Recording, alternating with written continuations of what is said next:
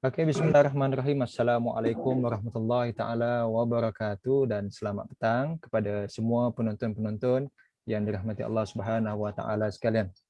Alhamdulillah, terima kasih kepada semua panel-panel kita dan juga saya mohon maaf di atas sedikit kesilapan teknikal baru sebentar tadi yang telah berlaku di page Facebook Dakwah Backpackers Malaysia. Dan terima kasih kepada semua yang masih lagi bersama-sama dengan kami dalam bicara slot bicara santai kalam dua ustaz, apa pandangan mereka, yang mana kita akan berbincang, yang mana kita akan berbual secara santai dengan murabbi kita, dengan da'i kita pada hari ini. Assalamualaikum Ustaz Atta, apa khabar? Assalamualaikum warahmatullahi taala wabarakatuh. Apa khabar saudara Akmal? Alhamdulillah baik. Apa khabar Ustaz Adil? Sihat Ustaz Adil? Alhamdulillah baik. Ustaz Kemal sihat ke? Alhamdulillah baik. Jadi sebelum kita pergi lebih lanjut, untuk makluman anda, pada petang ini bicara santai kita kalam dua ustaz, yang mana hari ini program kita bersama-sama dengan kerjasama dengan Jabatan Dakwah Usuluddin daripada Kuala Universiti Islam Antarabangsa Selangor. Bagi kepada semua rakan-rakan penonton yang masih lagi bersama-sama dengan kami pada slot petang ini, boleh share dan like page dakwah Facebook Dakwah Backpackers Malaysia, dan juga boleh bersama-sama dengan page Dakwah dan Usuluddin Jabatan Dakwah Kuis, insya-Allah. Jadi tanpa kita membuang masa, kita nak bicara santai dengan Ustaz Atta dan juga Ustaz Adil. Saya perkenalkan secara ringkas sikit sebanyaklah sebelum kita memberi laluan izin kepada panel-panel kita, insya-Allah. Ustaz Ahmad Atta, beliau merupakan pensyarah Jabatan Dakwah dan Usuluddin di Kolej Universiti Islam Antarabangsa Selangor. Dan panel kedua kita pada petang ini, insya-Allah, Ustaz Muhammad Adil Mufti Samsudin, berasal pensyarah daripada Universiti Sains Islam Malaysia, iaitu pensyarah bahasa Arab.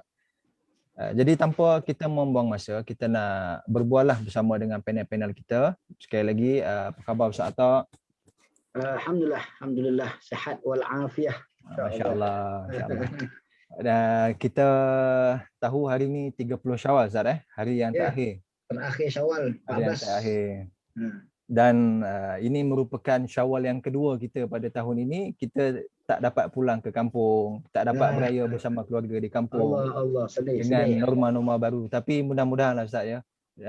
Dan Ustaz Adil juga, mudah-mudahan Syawal kita pada tahun ini ada hikmah ialah kita tak dapat balik ke kampung jumpa sanak saudara dan keluarga, ibu dan ayah. Mungkin Allah nak bagi ruang kita lebih kepada keluarga-keluarga kita sendirilah, maksudnya keluarga dengan anak-anak kita, untuk kita lebih dekat dengan mereka. Jadi Ustaz Atta, boleh Ustaz Atta perkenalkan diri sikit, bagaimana Ustaz bermula dalam dunia akademik, dalam dunia pekerjaan dan dalam bidang dakwah itu sendiri, insya-Allah. Tafadhal Ustaz. Baik. A'udzubillahi minasyaitonir rajim. Bismillahirrahmanirrahim. Alhamdulillah wassalatu wassalamu ala Rasulillah. Terima kasih pada yang berbahagia saudara Akmal. Insya-Allah tabarakallah, beliau merupakan orang yang sentiasa duduk dalam media massa ni. Dan berperanan dalam untuk memberi kesedaran kepada kita semua kecanaan terhadap isu-isu semasa berkaitan dengan agama kita khususnya, biar umumnya. Baik, tuan-tuan dan puan-puan sedang pendengar yang dirahmati Allah Subhanahu wa taala. Terima kasih juga kepada panel kita Ustaz Adil. Masya-Allah, lama tak jumpa Ustaz Adil. Ya. Al-Usimi, masya-Allah. Insya-Allah. Dan terima kasih kepada kita punya NGO kita ni, selalu aktif dalam, khususnya dalam isu-isu berkaitan isu semasa, berkaitan Palestin dan sebagainya. Okay, baik, untuk part saya, sebab kita nak go through, kita nak sembang santai aja ni. Kalau ada kopi kita boleh mengopi sekali kan. Tapi masing-masing ada cawan sendiri, boleh minum sendiri. Baik, untuk mukadimah pada kali ini, saya namanya macam disebutkan oleh panel tadi adalah Ahmad Mukhtar daripada pensyarah Jabatan Dakwah dan Usuluddin Kolej Universiti Islam Antarabangsa Selangor. Kalau pengalaman Ustaz Kemal, kalau pengalaman mengajar ni saya tidaklah sesenior rakan-rakan ataupun sesenior orang lain dalam bidang akademik kan, di KUIS sendiri. Sebelum tu memang saya pernah berkhidmat di USIM sebagai tutor guru bahasa sebelum saya ke KUIS, dan pernah juga mengajar di beberapa universiti lain lah. sebagai apa nama tu guru pula dah, tutor sambilan gitu kan. Jadi dunia akademik ni memang dah memang saya dah start daripada habis belajar daripada degree lagi, habis BMC tu kan. Kemudian sambung master di USIM. Jadi setelah bila habis master di USIM, saya di kuis lah di Jabatan Dakwah dan Usuluddin. Jadi kalau nak kaitkan dengan pengalaman diri ni, ialah kalau saya duduk di kuis, sepanjang di kuis, kalau apa yang kita nak kait dengan bicara santai kita pada hari ini berkaitan dengan dakwah dan isu semasa ni, bermula saya di kuis dulu, namanya pada tahun 2001 saya masuk kuis ya, diploma Usuluddin. Pada ketika itu alhamdulillah saya punya guru-guru saya punya pensyarah saya sangat memberi bila saya melihat mereka mereka memberi tausiah dalam mengajar ketika kelas berlaku, mereka tidak lekang untuk beritahu pada kita ni sebagai orang dai, sebagai seorang yang belajar agama, adalah kita terkehadapan dalam isu-isu dakwah dan sebagainya. Masya-Allah, sampai sekarang alhamdulillah guru-guru saya masih lagi bersama di kuis ataupun di GISDA.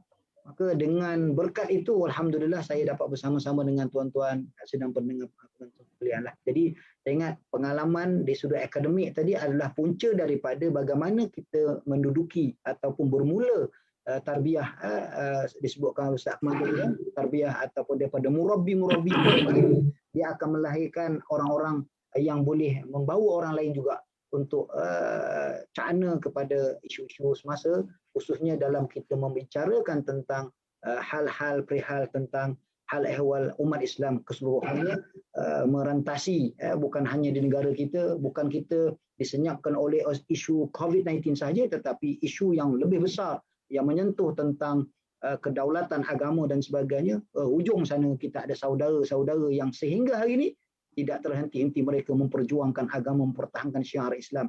So ini adalah tugas kita sebagai seorang dai. So nak dapatkan momentum sebagai berperanan lebih serius dalam sebagai seorang dai ialah bermula daripada akademik, supaya akademik itu menambah kita ilmu, sehingga ilmu itu bila kita masuk dalam pekerjaan juga menjadikan suasana bi'ah da'i, dan juga kita seterusnya bekerja untuk Allah Subhanahu wa taala. Insya-Allah saya ingat itu permulaan. Ustaz Amal Baik. Ustaz Adil pula. Baik, terima kasih. Sedikit pencerahan daripada Ustaz Atta berkenaan dengan kerjaya beliau dan juga yang dikaitkan dengan ilmu lah manusia, sesuatu bangsa itu ataupun sesuatu kaum itu akan menjadi satu peradaban yang lebih mulia. Jadi Ustaz Adil pula, kita nak kenal juga dengan lebih lanjut. Kalau saya dengan Ustaz Atta mungkin dah kenal lah dengan Ustaz Adil ni dengan lebih rapat. Cuma penonton-penonton kita ni Ustaz, ada lagi yang masih belum kenal dengan Ustaz Adil ni. Dan sebab dia tak tahu juga Ustaz Adil ni dah berpunya ke belum, dah berkeluarga ke belum. Jadi cuba cerita sedikit dekat penonton kita, sedikit mukadimah Ustaz, akademik Ustaz dan juga kerjaya Ustaz ni bermula bagaimana, dan pekerjaan yang Ustaz duduk dalam bidang dakwah dan bahasa ni sudah berapa lama? Tafadhal Ustaz, insya-Allah. Bismillahirrahmanirrahim. Alhamdulillah wassalatu wassalamu ala Rasulillah wa ala alihi wa sahbihi wa man walah. Terima kasih saya ucapkan kepada Ustaz Akmal selaku moderator pada hari ini, dalam masa yang sama sebagai Presiden Dakwah Backpackers, dan rakan sepanel saya, Ustaz Atta, sahabat saya juga, yang dah lama saya tak jumpa. Alhamdulillah hari ini Allah pertemukan kita dalam platform pada petang ini. Jadi memang ramai yang tak kenal saya sebab saya bukan ustaz selebriti. Okey. Tapi apa-apa pun alhamdulillah petang ini kita dapat sama-sama duduk untuk berbincang, untuk kita berbicara secara santai lah. Secara ringkasnya, kerjaya saya bermula di USIM. Alhamdulillah selepas saya tamat belajar di peringkat degree, Saya mengajar di beberapa buah sekolah sebagai guru sambilan, dan tak lama selepas itu alhamdulillah saya dapat tawaran untuk mengajar di USIM sebagai guru bahasa Arab, dan alhamdulillah sudah lebih kurang 11 tahun saya berkhidmat dengan USIM. Masya Allah. Jadi kerjaya saya tentang keluarga saya, sudah berumah tangga. Anak isteri saya baru seorang. Isteri saya warga negara Malaysia. Masya Allah. Kalau Ustaz sebut warga negara Malaysia tu maknanya macam ada target lepas ni nak dapatkan bukan warga negara tu. Itulah orang kata kalau nak fasih bahasa Arab kena kahwin dengan orang Arab kan. Subhanallah. Anak sudah 3 orang, alhamdulillah, bersyukur pada Allah SWT. Jadi kerjaya saya sebagai seorang guru bahasa di USIM ini secara tidak langsung membuatkan saya terlibat dengan banyak pihak, terutama sekali dengan pelajar-pelajar. Jadi saya menggunakan platform saya ataupun kapasiti saya sebagai seorang guru untuk menyampaikan dakwah secara tidak langsung, terutamanya di dalam kuliah-kuliah. Setiap pendakwah itu adalah muzakir, adalah orang yang memberikan peringatan. Jadi sebenarnya kalau kita lihat lebih luas, bukan guru sahaja yang menjadi muzakir, tetapi semua orang adalah muzakir. Okey, ibu bapa di rumah juga adalah muzakir. Ibu bapa mengingatkan anak untuk solat juga dikira sebagai muzakir, dan itu adalah bentuk dakwah. Dan pada saya sebagai seorang guru, sebagai seorang pengajar, pensyarah atau sebagainya, yang paling penting adalah kita menunjukkan akhlak yang mulia. Dakwah itu tidak akan bernilai, tidak akan bermakna sekiranya tidak disulami dengan akhlak mulia, dengan adab. Okey, al-adabu fawqal ilmi. Adab itu berada di atas ilmu. Berapa ramai orang yang berilmu tetapi tidak diselami dengan adab dan akhlak mulia, maka ilmunya nampak tidak begitu meyakinkan. Baik. Jadi itulah yang saya rasa serpihan hidup saya itu dalam bidang dakwah ada pada aspek tersebut. Okey, jadi walaupun sekarang dalam pandemik COVID-19, PNP berlangsung melalui platform online, saya tetap lagi menyampaikan pesanan-pesanan, apa-apa yang bermanfaat kepada kepada anak-anak murid saya. Dan selain daripada itu, saya juga bercampur gaul dengan masyarakat. Okay. Dan dalam kita bermasyarakat ni, akhlak yang paling penting. Akhlak yang paling penting, kita tunjukkan akhlak yang mulia supaya orang nampak Islam itu adalah suatu agama yang memang agama di sisi Allah SWT. Okay. Jadi saya rasa itulah sebagai permulaan. Ustaz Kamal.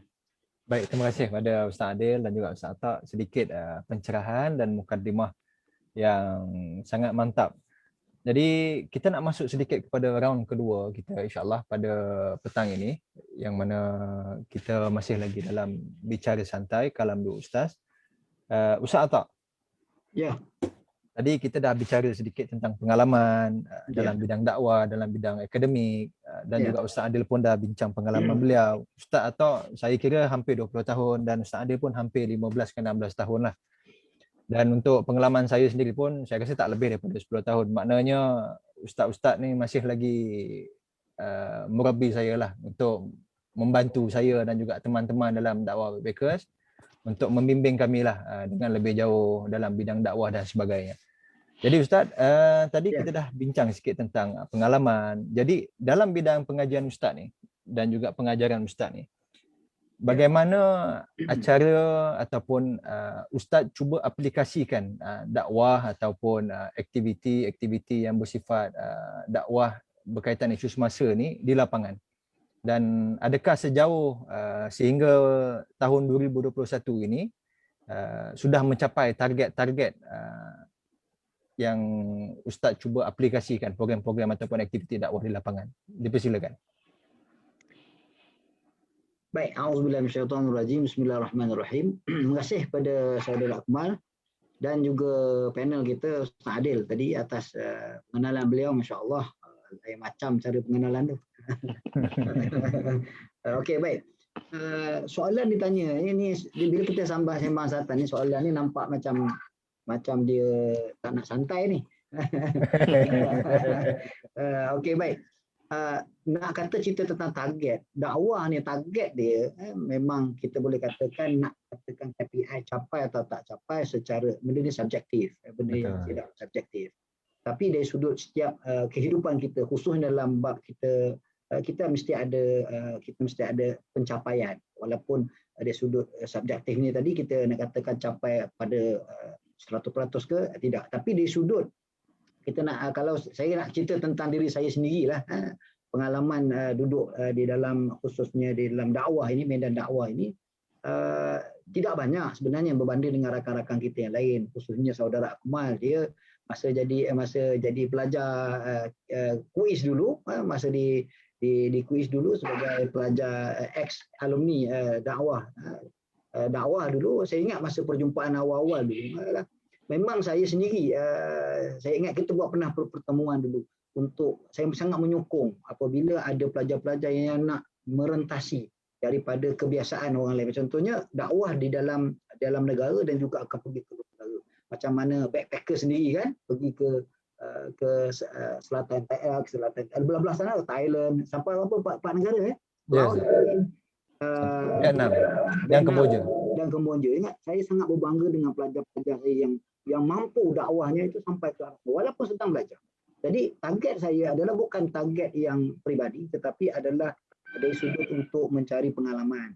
Sebab kalau katakan target saya ataupun dalam bidang dakwah saya ini, saya sendiri, pada diri saya sendiri, saya cuba untuk push diri saya untuk meletakkan diri saya di dalam tempat-tempat yang boleh saya duduk dalam medan. Misalnya melibatkan diri dalam NGO.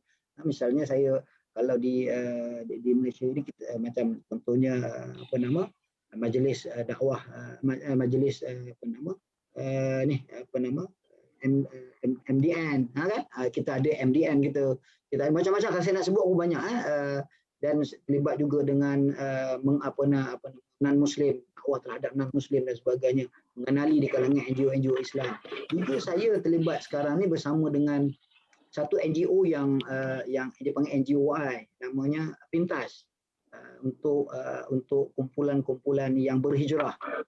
Saya menjadi penasihat kepada pertubuhan tersebut kerana nak memberi sokongan. Sebab kalau kita melihat kepada isu dakwah ini, bukan terletak hanya kita mengislamkan orang. Sebab ramai bila orang sebut dakwah ni, Akmal dan orang nak mengislamkan orang je kerja. Ya, setuju. Maknanya mengislamkan orang one part, satu part daripada itu. Sebenarnya banyak lagi cabang-cabang dakwah. Misalnya tadi kita terlibat tentang kecanaan terhadap isu Palestin, bagaimana kita membantu sokongan dan sebagainya. Ini juga salah satu daripada dakwah. Jadi dakwah ini banyak. Sebab itu bila kita berkumpul NGO, bergabung dalam NGO untuk menangani masalah-masalah, untuk menghadapi masalah-masalah isu dan sebagainya, kita kena gabung dengan kesatuan dalam semangat dakwah kita. Jadi target saya adalah sebenarnya bukan target yang luar biasa tidak, tetapi lebih kepada saya nak belajar atau saya mencari pengalaman dalam NGO. Saya melibatkan dalam NGO dalam NGO dan juga walaupun saya berada di KUIS, di Jabatan Dakwah dan Usuluddin, mengajar ada pelajar-pelajar yang bidangnya dakwah dan juga ada bidangnya usuluddin. Kalau di KUIS sendiri, target saya adalah saya menyampaikan bila dalam kelas, dalam tutorial, Ustaz Akmal sendiri tahu bila mana kita berbincang tentang dakwah, memang pelajar-pelajar dakwah sering diberi peluang untuk pergi orang asli straight dakwah, tak gitu saudara Akmal? Betul setuju. Dan yang terbaru Ustaz Akmal tak sempat. Kita bukan terbaru, lepas Ustaz Akmal dah keluar, kita ada subjek dakwah pelancongan. Jadi kami di Jabatan Dakwah dan Usuluddin setiap tahun, setiap semester, maknanya setahun 2 kali lah, kita akan bawa pelajar-pelajar ini pergi Jepun, pergi Korea. Saya sendiri bawa pelajar pergi Vietnam. Kita pergi ke Ho Chi Minh University. Kita bawa risalah-risalah Islam. Kita bawa pengetahuan tentang agama Islam. Sehingga saya mendapat dekan daripada Ho Chi Minh itu sendiri mengatakan, first time dia kata universiti yang membawa risalah agama. Maknanya sebelum ini dibawa secara umum saja. Tapi kami bawa bertemu dengan pelajar-pelajar mereka yang non-Muslim, kami cerita tentang Islam, kami cerita tentang kita punya Tuhan kita macam mana. Mereka sangat gembira. Kerana kata berani sungguh anda, dia kata, datang ke sini menceritakan perkara ni. Jadi ini satu dakwah sebenarnya, walaupun kecil. Tapi sebenarnya memberi ruang, kami di Jabatan Dakwah sendiri memberi ruang kepada pelajar-pelajar untuk mereka ini terlibat secara langsung. Ustaz Kamal, saya ingat ini jadi satu.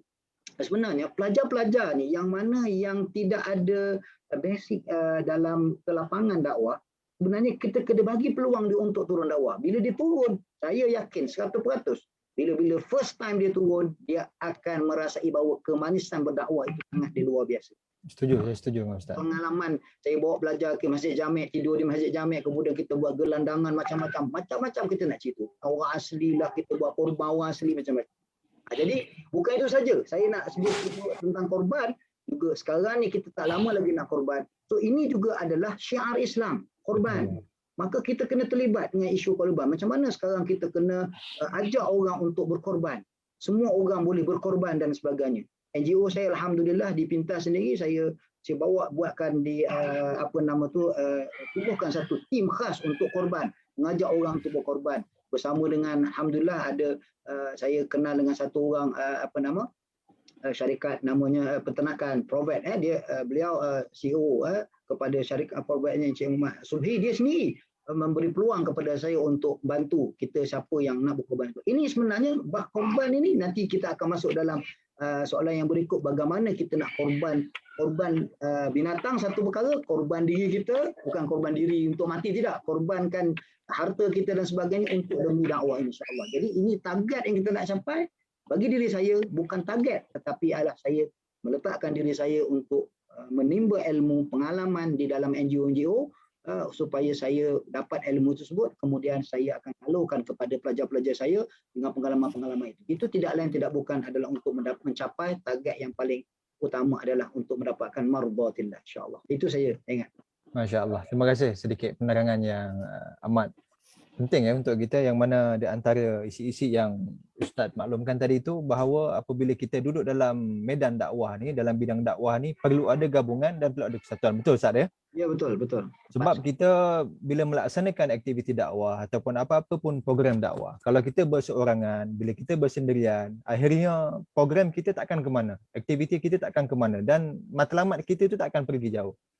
Tetapi sekiranya kita bersama-sama mencari satu kesatuan, mencari satu gabungan, rakan-rakan, teman-teman dan mana-mana badan NGO ataupun institusi-institusi, agensi, jadi itu akan lebih merancakkan lagi aktiviti dakwah itu sendiri. Dan Ustaz cerita berkenaan dakwah pelancongan tu, sebenarnya kami pun tertarik juga sebenarnya. Dan kalau ada rezeki Ustaz, habis pandemik ni tolonglah jemput saya dan Ustaz Adil sekali insya-Allah. Allah. Boleh. Tak ada hal. Kita ke Palestin insya-Allah. Insya-Allah. Amin. Amin. Okey, tadi Ustaz juga ada maklum berkenaan korban tu. Nanti Ustaz masuk sikitlah berkenaan korban, dan cuma saya nak selit sedikit berkenaan korban ni. Kalau kita tengok masyarakat Arab khususnya, mereka khususnya walaupun mereka dalam keadaan miskin, contohnya kita ambil contoh site Sisi di Palestin lah, di Gaza lah. Ya. Walaupun mereka dalam keadaan susah, dalam keadaan yang ditekan dengan keadaan rumah runtuh, keluarga dalam keadaan kemiskinan, lepas tu taraf pekerjaan yang tidak mempunyai pendapatan gaji yang tetap setiap bulanan, tetapi mereka masih lagi mampu untuk berkongsi sama keluarga untuk melaksanakan korban. Jadi benda ni apa yang Ustaz nak ceritakan tu nanti kita masuk dalam bab ni insya-Allah. Baik. Jadi saya nak beralih sedikit kepada Ustaz Adil. Tadi Ustaz Atak dah cerita sedikit dengan kita bagaimana aktiviti lapangan dakwah tu perlu ada kesatuan, perlu ada gabungan. Dan Ustaz Adil ni dia lain sikit. Dia dalam melaksanakan dakwah dan dia bekerja ni Ustaz Atak. Tapi dalam waktu yang sama, beliau ni ada bisnes. Masya-Allah. Itu kita dengar tu. Dia ada bisnes kecil-kecilan di rumah dan yang membantu dia ni bukannya dia ambil pekerja luar tapi Ya. isteri dia dan anak-anak dia. Masya Allah, hebat, hebat. Dan kita pun tahu kan dalam waktu sekarang ni dengan sistem pengajaran di rumah. Jadi Ustaz Adil tu sendiri, macam mana Ustaz Adil boleh bagikan masa, macam mana pengurusan masa yang Ustaz aturkan dalam diri dan keluarga Ustaz tu insya-Allah. Bismillahirrahmanirrahim. Alhamdulillah wassalatu wassalamu ala Rasulillah wa ala alihi washabihi wa man walah. Terima kasih atas soalan yang dilontarkan. Tapi sebelum saya respon soalan daripada Ustaz Akmal ni, saya bersetuju dengan apa yang Ustaz Atta katakan sebentar tadi. Dakwah itu bukan semata-mata mengajak orang masuk Islam. Ya. Sebenarnya orang Islam tu sendiri masih ramai lagi yang perlu kita dakwahkan. Betul, setuju. Jadi kalau kita tengok kehidupan kita sejak dari kecil lagi sampai sekarang, kita lihat ada satu kumpulan yang dinamakan kumpulan jemaah tabligh. Ada orang yang suka, ada orang yang tak suka dengan jemaah tabligh. Itulah ujian ataupun cabaran yang jemaah tabligh hadapi. Okay. Ada orang yang tak suka bila nampak jemaah tabligh datang ke rumah, cepat-cepat tutup pintu seolah-olah tidak ada orang dalam rumah tu. Sebab apa? Kita tak nak dengar dakwah daripada jemaah tabligh. Tapi hakikatnya jemaah tabligh ni telah melakukan satu perkara yang sangat besar di sisi Allah SWT. Dan jemaah tabligh ini telah menjalankan sunnah Nabi Muhammad sallallahu alaihi wasallam, iaitu menyampaikan ajaran Nabi Muhammad sallallahu alaihi wasallam. Kadang-kadang kalau kita dengar taklimat ataupun bayan daripada jemaah tabligh ni, mereka hanya mengajak kita untuk sama-sama pergi ke rumah Allah, menunaikan solat berjemaah dan juga menceritakan tentang kebaikan. Itu saja, simple. Okay. Bagi orang yang dapat hidayah, alhamdulillah. Kakak saya nak cerita tentang kawasan kejiranan saya. Ada salah seorang jiran kami yang dulunya memang langsung tak pernah datang ke rumah Allah.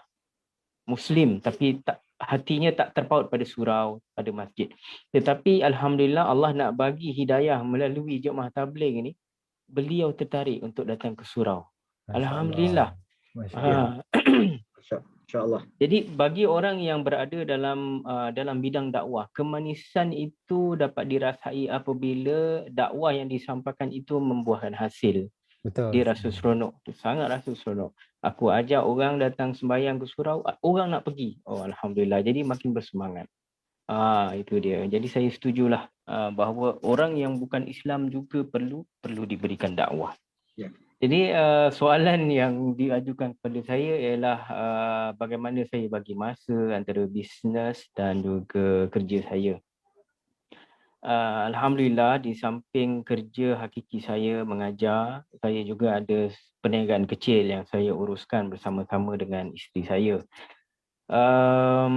Sebenarnya isteri saya adalah anchor dalam perniagaan ini. Okay? Beliaulah yang menjalankan perniagaan ini dan saya hanya support. Dan niat utama kami menjalankan perniagaan ini adalah untuk mengambil sunnah Rasulullah sallallahu alaihi wasallam. Rasulullah, kita tahu sejarah Rasulullah SAW ni banyak melakukan perniagaan hingga kan Nabi berhijrah ke Syam atas kerja perniagaan dan juga atas kerja dakwah. Jadi mudah-mudahan kami dapatlah fadilat sunnah Rasulullah SAW itu. Yang keduanya, dalam kami berniaga ni, kami juga menyelitkan elemen dakwah sebenarnya.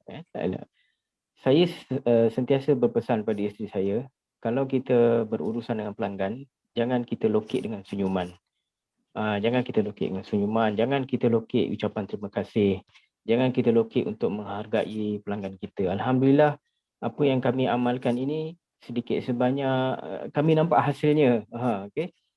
Orang selesa berurusan dengan kami, yang repeat order pun banyak. Alhamdulillah, itu semua rezeki daripada Allah SWT. Kalau Allah tak izin, maka dia tak akan berlaku. Tapi nak katakan kuasa akhlak atau kuasa dakwah itu memainkan peranan penting dalam perniagaan. Jadi bagaimana membahagikan masa itu sebenarnya agak subjektif perkara tersebut. Sebab apa? dalam keadaan kita bekerja di rumah. Dalam masa yang sama kita menguruskan anak-anak. Dalam masa yang sama kita menguruskan bisnes. Okey. Kadang-kadang kita tak dapat nak membahagikan masa itu secara objektif, secara betul-betul. Okey, mengajar 1/3, anak-anak 1/3, bisnes 1/3. Kadang-kadang kita tak mampu nak buat begitu. Jadi pendekatan yang saya buat ialah selagi mana saya boleh memenuhi tanggungjawab saya dalam kerja hakiki, saya penuhi. Okey, kalau ada kerja-kerja pentadbiran saya buat. Bab mengajar tu nombor 1. Saya mesti pastikan apa yang ada dalam silibus itu semua dapat disampaikan kepada para pelajar.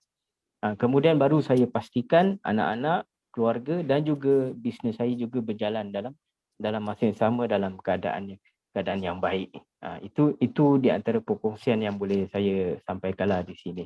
Jadi apa-apa pun memang pengurusan masa itu sangat penting. Memang Allah titik beratkan dalam Islam, dalam surah Al-As juga Allah bersumpah dengan masa, wal asri, demi masa.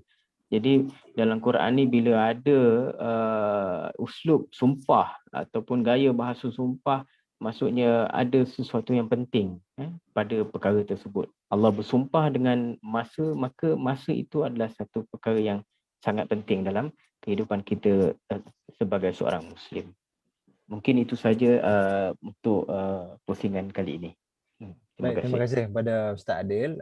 Maknanya sedikit kesimpulan daripada round kedua daripada Ustaz Adil ni, bahawa apa pun aktiviti, apa pun program, apa pun perancangan kita tu, pengurusan masa tu sangat penting lah ya. Ya, maknanya betul. Kita perlu aturkan cara baik supaya dia tidak bertindih dengan perkara-perkara yang kita nak cuba elakkan, dan juga supaya masa yang kita aturkan tu ada juga pembahagian untuk keluarga, ada juga pembahagian untuk ibu ayah kita, dan juga ada juga masa untuk kita mendekatkan diri dengan Allah Subhanahu Wa Taala.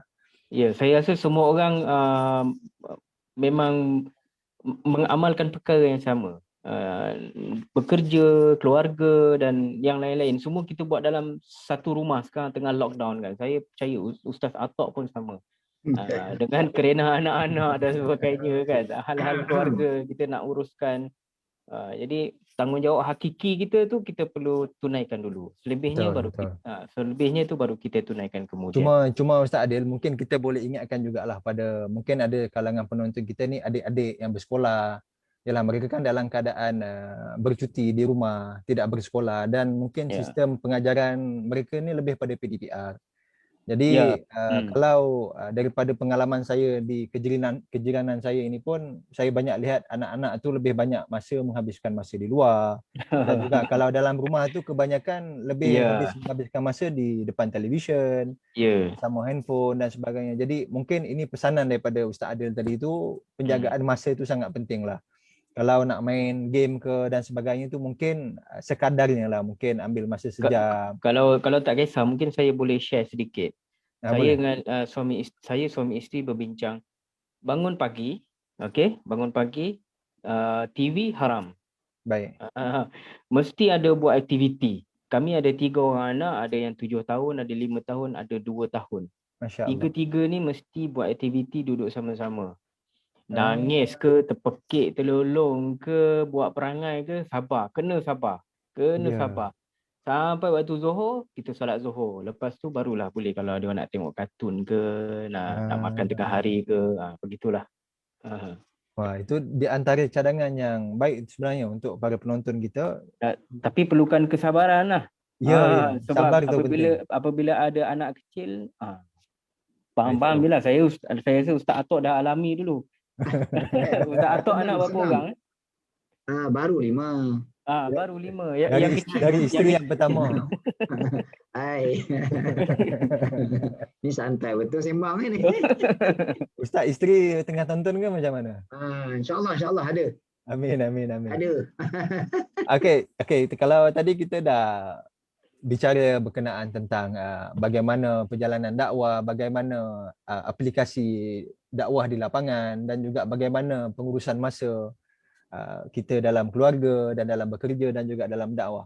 Jadi soalan ketiga ni berkait rapatlah dengan isu yang telah terjadilah di dunia sekarang ni, khususnya di Malaysia ini dengan pandemik coronavirus COVID-19. Jadi COVID-19 ni Ustaz adalah suatu ujian lah kepada seluruh manusia di muka bumi dan khususnya kepada seluruh umat Islam di dunia ini.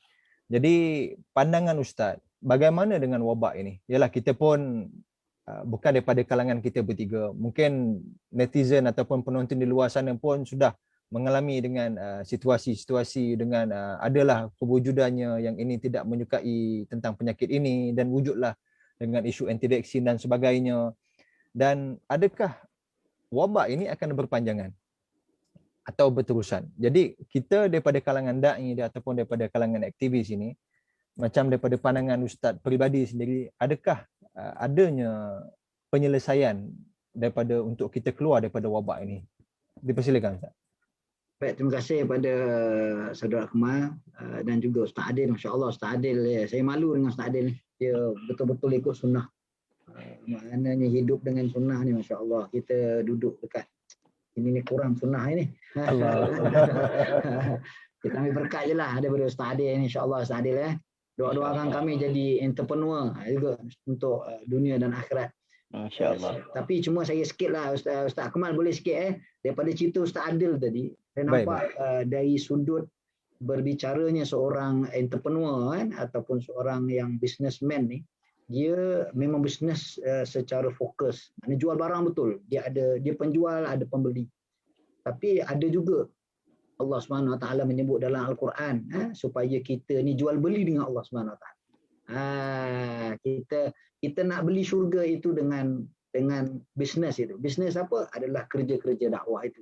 Sehingga kita dapat beli syurga Allah Subhanahu Wa Taala. Jadi itu juga bisnes dari sudut pandangan yang lain lah gitu. Jadi apa yang kita bincang ni saudara Akmal, baik Ustaz, tentang bicara kalam ini, isu COVID ni isu dia takkan selesai. Bukan maksud saya tak selesai apa daripada tahun lepas lagi. Dia akan menjadi norma dan akhirnya bukan lagi norma baharu, dia akan jadi norma dan jadi kita menjadi kebiasaan. Apa istilah tu kebiasaan? Dah menjadi kebiasaan kita hidup dalam keadaan lockdown, dalam keadaan tidak boleh pergi jauh dan sebagainya, dan termasuk. Jadi sebenarnya kita setiap apa yang berlaku di dunia ni, tak kira lah lockdown ke tak lockdown, sebenarnya kita tidak boleh menjadikan satu alasan untuk terus kita duduk dalam keadaan yang tidak boleh membuat apa-apa.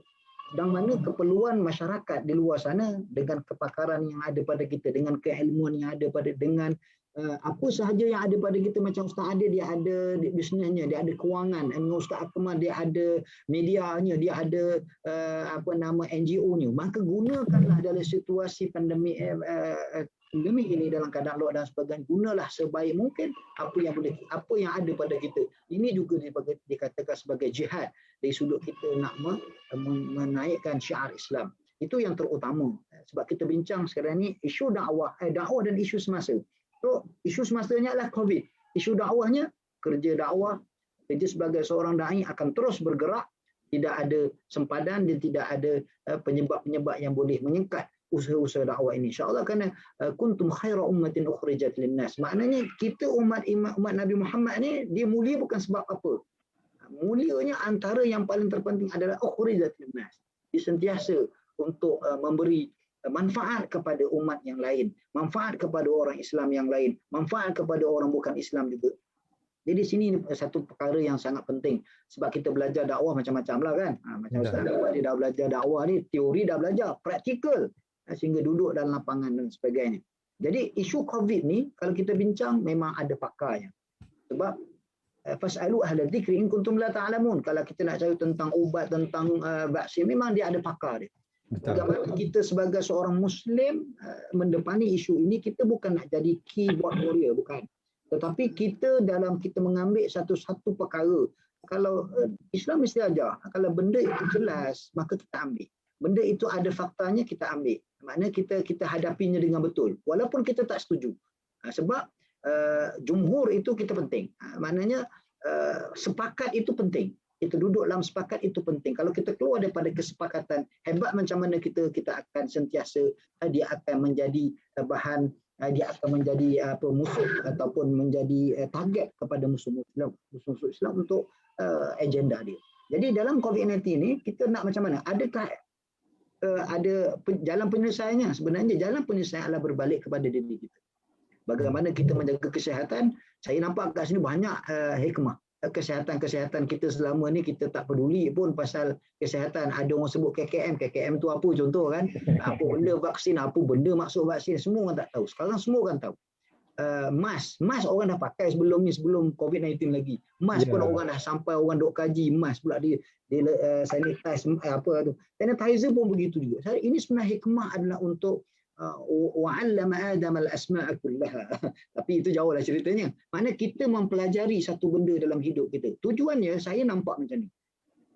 Specialnya kita yang sekarang ni 2020, 2021 adalah kemungkinan besar mungkin tahun depan ke habis saja COVID ini. Inilah umat yang ada satu pengalaman 2 atau 3 tahun ini bagaimana mereka berdakwah dalam suasana pandemik. Sebab kalau kita melihat kepada sejarah-sejarah Islam yang dahulu, bagaimana orang Islam menghadapi menyebarkan syiar Islam dari sudut peperangan dan sebagainya. Dan sekarang ni kita tidak ada peperangan secara senjata. Kalau negara kita lah, apa peperangan yang kita buat? Tak gitu Ustaz Kamal, tak itu Ustaz Adil. Ustaz Adil dia berperang dengan apa? Untuk mendapatkan menjadi seorang entrepreneur Muslim. Dia berlawan dengan siapa? Beranak, menangis. Saya ada 5 anak, sama juga sebenarnya. Kalau kita berperang kat rumah, itu peperangan yang sangat kecil. Kita berperang dengan hawa nafsu kita itu lebih besar. Betul. Untuk kita turun ke lapangan Ustaz Kamal. Jadi begitu Jadi untuk COVID-19 ni kita ialah ada golongan anti vaksinnya, ada yang tidak dan sebagainya. Gini, dalam Islam ajar kita, dalam sesuatu kita buat, kita jangan terlalu ekstrim. Itu Allah Ta'ala sebut. Maknanya kalau kita benci, jangan benci sangat. Kalau sayang, jangan sayang sangat. So, macam mana Ustaz? Keseimbangan. Bukan pertengahan. Kalau jalan raya duduk tengah-tengah, memang kena hon. Saya nak sederhana Ustaz bawa kereta. Saya duduk tengah-tengah. Duduk tengah line. Memang kena langgar. Iyalah betul. Keseimbangan. Dalam Islam kita diajar, Allah Ta'ala kata, wadu'uhu khawfan wa tama'a. Dalam kita beribadat khususnya, bila ada khauf, ada raja. Dalam kita menghadapi kehidupan begitu je, ada khauf, ada raja. Kita ada rasa takut kepada Allah. Apa yang Allah nak takdirkan kita dalam keadaan COVID-19 ni? Allah nak takdirkan tahap pengibadahan, ibadah kita pada Allah saat kita diuji dengan COVID-19. Itu yang paling utama. Bukan isu-isu yang selain, benar-benar kepada diri kita. Bagaimana kita mempersiapkan diri kita untuk kuat, untuk kuat dalam agama kita, untuk menguatkan iman kita. Itu sebenarnya itu lebih utama daripada isu-isu yang menyebabkan kita kadang-kadang lebih berbicara tapi tidak membawa kepada apa-apa. Padahal kita boleh membawa bahawa COVID-19 ini boleh memberi satu pengalaman kepada kita untuk lebih terkehadapan dalam kita mendidik anak-anak kita, pengalaman yang kita hadapi ini. Jadi isu suntik tak suntik, bagi mereka yang mempunyai keyakinan terhadap suntikan vaksin, silakan. Tapi jangan pula mengharamkan ataupun mendosakan orang lain. Apa tadi? Menidakkan lah. Dia bersifatnya tadi itulah. Kalau benci jangan benci sangat. Kalau sayang jangan sayang sangat. So macam mana? Sampai waktunya kita kena vaksin, divaksinkan. Jangan pula bila sampai tentu kita nak divaksinkan, kita pergi bunuh diri pula. Contohnya kan. Contoh lah, ini contoh kan terlebih. Jadi kalau kita tak setuju, ada had-had ketidaksetujuan. Kalau kita lihat Rasulullah dengan para sahabat, Rasulullah ni pembawa syariat. Apabila berlaku satu-satu pandangan, Rasulullah sendiri sebagai pembawa syariat itu menerima pandangan sahabat-sahabat lain. Betul. Adakah Rasulullah itu ekstrim pada sahabat? Tidak. Maknanya Rasulullah itu bersifat seimbang. Begitu. Keseimbangan itu kena faham dari sudut khaufan wa tama'a tadi. So dalam isu-isu kita ni, seimbang kita, jangan bila seimbang semua seimbang, action tak ada, tak boleh lah. Action tak ada. Cuma Ustaz, bila Ustaz sebut tentang keseimbangan tadi tu, Ustaz cuba ulas sedikit berkenaan, sekarang pun sampai ada juga setengah golongan ataupun masyarakat sampai mereka menghukum golongan ulama ni. Contohnya sehingga kan mereka mengatakan ulama ni memberikan fatwa mengikut telunjuk WHO. Jadi komen Ustaz macam mana? Allah Subhanahu Wa Taala tidak meletakkan kesepakatan umat Islam atas perkara yang dalalah. Itu kita kena terima perkara itu. Cuba bayangkan satu dunia, para ulama, para mufti dan sebagainya, jumhur mengikuti bersetuju dengan semayang penjarakan dan sebagainya. Ada sebilangan kecil sahaja yang tak jarak sebagainya. Tapi bila sebut tentang isu jarak tak jarak ni, saya kadang-kadang kelakar juga kan. Mereka ni tak belajar fiqh ke apa? Netizen ni jadi lebih pada mufti. Bila tanya, saya pernah tanya beberapa orang audiens saya kata apa yang nak di terlalu sangat tentang sah ni, jarak-jarak ni. Jarak ini adalah perkara sunnah. Jadi tidak membatalkan. Kena belajarlah bab semayang tu sendiri. Jarak. Tapi penjarakan kita bukan selama-lamanya. Hanya untuk ini sahaja. Jadi agama ni ada fleksibelnya. Ada perkara yang murunah, ada yang perkara yang sabat. So perkara ini perlu kita pelajari dengan ilmu. Bukan bercakap ikut keyboard warrior je. Setuju. Itu kita bercakap dengan ilmu. Para ulama, para mufti. Kita lihat ada mufti buat fatwa haram rentas. Tengok sekarang, bila dah banyak kluster, nak marah siapa? Nak marah polis pula. Kalau ulama ni biasa dia kata mengikut pandangan syekh ini, mengikut pandangan imam ini, tapi netizen dia akan cakap mengikut pandangan saya. Itu dia. Bila macam itu, bahaya sebenarnya. Bahaya, sangat bahaya. Bertepatan dengan hadis Nabi, akhir zaman nanti mereka akan minta fatwa daripada orang yang tidak sepatutnya. Maka balu abad menyesatkan. Jadi kita tak nak isu ni berpanjangan, kita tak nak menuduh kita sebagainya, tetapi kita nak biar kita jadi orang yang seimbang. Tidak terlebih sangat, tidak terkurang sangat. So kita buat yang terbaik. Yang sembahyang kena jaga. Dia sebut pasal sah jarak tak jarak. Sembahyang dibagi 12 orang, 20 orang, tidak meletakkan diri kita sebagai jemaah. Itu masalahnya. Sembahyang kat rumah tak jemaah juga. Betul. Bangun lambat juga. Contohlah kan, begitu. Ini semuanya sifat-sifat yang memang tak baik. Sebenarnya kita nak jadi orang yang benar-benar dalam isu COVID-19. Saya nampak Allah uji kita dalam suasana begini. Bukan uji pada isu vaksin, cocok dan sebagainya. Tak. Allah uji bagaimana iman kita dengan Allah saat kalau kita lihat Ashabul Kahfi diuji begitu sehingga fa'u ilal kahfi. Nampak? Pernah ada agak-agak fatwa mengatakan wahai orang ahli kahfi pergi gua. Kita nak pergi mana? Gua Batu Cave. Tidak, itu sebenarnya nak menyelamatkan iman. Betul. Menyelamatkan iman. Ini kalau dia komen iman bertambah tak apa, komen iman tak bertambah. Tak begitu. Lepas tu isu Palestin tak disokong pula, tak dibantu pula. Peliklah kadang-kadang orang macam ni. Kan? Bukan, kita kalau tak setuju, kita tak setuju, jangan kita pengaruh orang lain. Tak gitu ya? Betul. Kalau katakan kita tak setuju tentang ini, tak setuju, jangan terlebih-lebih sangat. Begitu. Dan sebabnya perkara ini harus. Fatwa sudah keluar, maka kita katakan harus. So, bila harus, kita hormati para ulama. Sebenarnya ulama yang ada sebut bukan hanya di Malaysia, tapi saya tengok pandangan ulama-ulama yang sekarang boleh kita kata ulama di zaman sekarang ini, boleh tuan-tuan boleh tengok sendiri, search sendiri, mereka sangat berpandangan mereka itu sangat seimbang. Kita boleh ikut, insya-Allah. Jadi isu ini, penyelesaian ni bukan nak isu selesai tak selesai, sebab kita tak tahu ujian ni bila akan selesai. Selesaikan diri kita dengan Allah Subhanahu Wa Taala, dengan hubungan kita cakna terhadap isu dakwah, isu semasa yang berkaitan dengan dakwah ini, insya-Allah. Terima kasih kepada Ustaz Kamal. Terima kasih pada Ustaz Atak. Maknanya apa pun yang kita lakukan, apa pun yang kita faham berkenaan tentang pandemik ini, hubungan dengan Allah tu lebih penting lah. Maksudnya kita jaga hubungan dengan Allah, kemudian kita jaga hubungan dengan keluarga tu. Kemudian barulah kita boleh bercakap dengan soal-soal di luar sana. Kalau kita setuju ke tak setuju dan sebagainya.